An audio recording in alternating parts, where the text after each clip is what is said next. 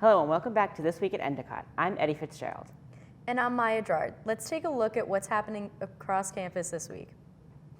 It's time to get into the holiday spirit. On Wednesday at 6 p.m., CAB is hosting a winter carnival in Locale.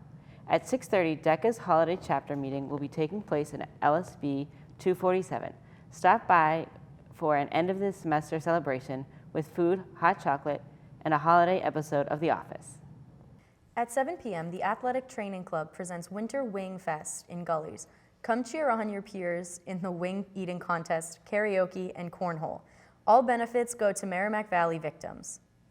Also at 7 p.m., the Writing Center is an all-night write in Library 204. Come in your PJs and enjoy snacks while you work on any writing assignments that you may have. No appointment is necessary. At 8 p.m., the River House Homeless Shelter needs volunteers for food deliveries. 30 minutes in a vehicle is all you need to do your part in the fight against hunger. On Thursday at 4:15 p.m., it is game night at the Beverly Senior Center. Head on over to Beverly Council on Aging to spend some quality time with the elder adults and unwind in a good old-fashioned board game. Transportation and dinner is provided, and you can sign up through your Blue Buzz email. At 4:30, the LSB Auditorium will be hosting Telling Impactful Stories on Global Issues with speaker Charles Senott. Senott is the founder, CEO, and editor of the Ground Truth Project, a nonprofit organization dedicated to global coverage of social issues and human rights. Make sure to check it out. Also at 4:30, the reception for Heart to the Hand art exhibit will be taking place in the Carol Grillo Gallery. This exhibition provides an overview of 4 former art professors of Endicott who throughout their careers have impacted many students through the love of art. You don't want to miss it. At 7 p.m., CAB is hosting DIY Sugar Scrubs located in Lower Callahan. At 7:30, Lumens, a holiday choral experience with Endicott singers, will be taking place in the chapel. Head on over to listen to some beautiful holiday tunes.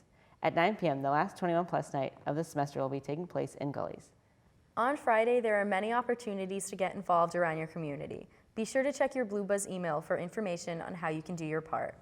At 12 p.m., the Hospitality Suite will be hosting a lecture by Dr. Charles Ziegert on Russia's reaction to U.S. security policy in the Trump administration. At 2 p.m., Lower Callahan is hosting a Find Your Flock meeting. Head on down to meet some new friends while making your very own stress balls. At 5 p.m., the chapel is hosting a Hanukkah party with songs, stories, dreidels, and a menorah lighting. Be sure to come hungry, for there will be delicious holiday dinner served.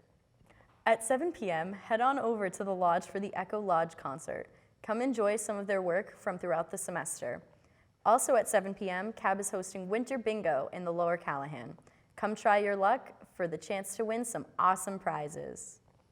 At 7:30 p.m., Endicott's Repertory Dance Ensemble presents guest choreographers X in celebration for the 10th semester of dance by guest choreographers. This semester's show will be featuring genres of jazz, modern hip-hop, and Bollywood. This will be taking place in the Rose Performance Hall and will also have a performance at 2 on Saturday. On Saturday at 1 p.m., CAB is hosting mug making in Lower Callahan. At 5:30, come join the Santa's Helping Hands Wrapping Presents Party taking place in Lynn, Mass. You can email arhodes@endicott.edu to sign up. The River House Homeless Shelter will be running 2 more food deliveries on Saturday and Sunday at 7 p.m. Go click the link on your Blue Buzz email to sign up. At 8 p.m., Lower Callahan is hosting DIY hot cocoa mason jars. Grab your friends and make your own special holiday treat. On Sunday at 2 p.m., there will be another showing of Lumens by the Endicott Singers in the chapel. At 4:30, Relay for Life is hosting Spin for a Cause at the Inner Cycle in Beverly.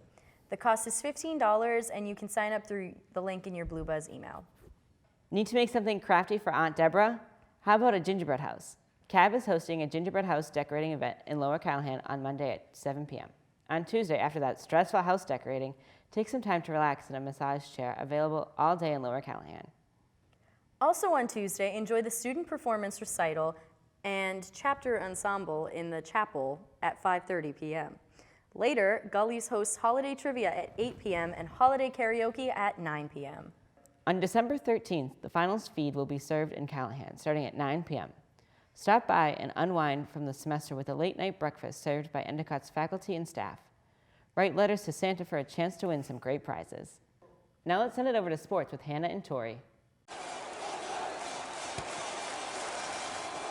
Hello and welcome to EC Sports. I'm Hannah Haslam. And I'm Tori Horton. Let's find out how our Gulls performed this past week. The Endicott men's basketball team fell to Nichols College 85-64 on December 1st in CCC action at the Nichols Athletic Center. Keith Brown paced the Gulls in the loss with 25 points, including a career-high 15 rebounds, 4 assists, and 2 steals. Vinnie Clifford also added 14 points off the bench, and Nick Thibault contributed 8 points and 9 rebounds.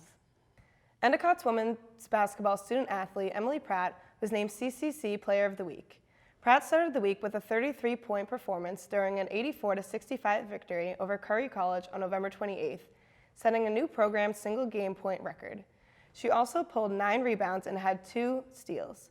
Pratt then recorded 19 points, 10 rebounds, and 2 assists during a 60-49 win over Nichols College on December 1st. Endicott senior forward Daniel Kusarovi has been named the CCC Men's Ice Hockey Player of the Week. Kusarovi led the Gulls to a 0-0 week with victories over Wentworth and the University of New England. Kusarovi scored the game winner and registered his first career hat trick along with assists against UNE on December 1st.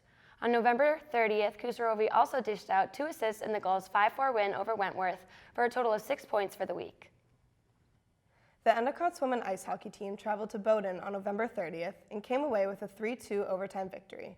Bowdoin got on the board first, but the Gulls responded quickly in the opening minutes of the second period to take the 2-1 advantage on goals from Nicole Demers and Lauren Ferriolo.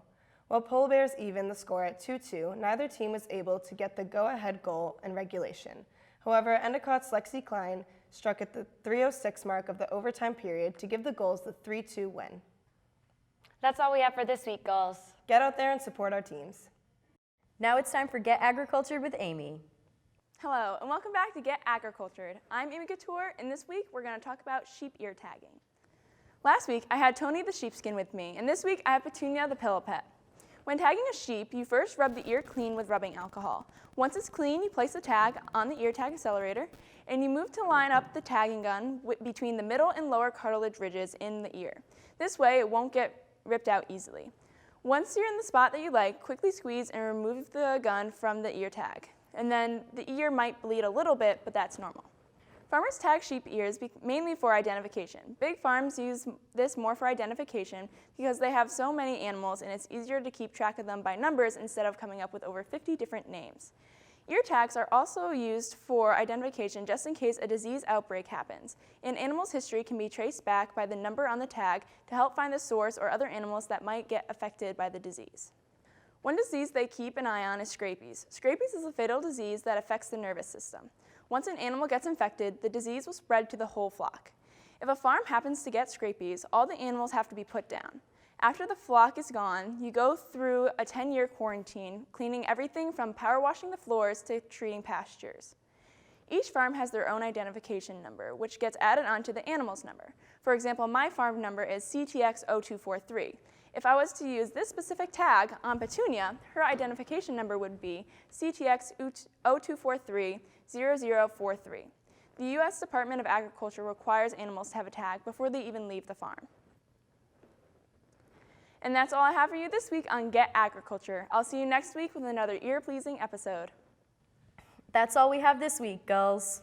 Thanks for tuning in, and we'll see you next time.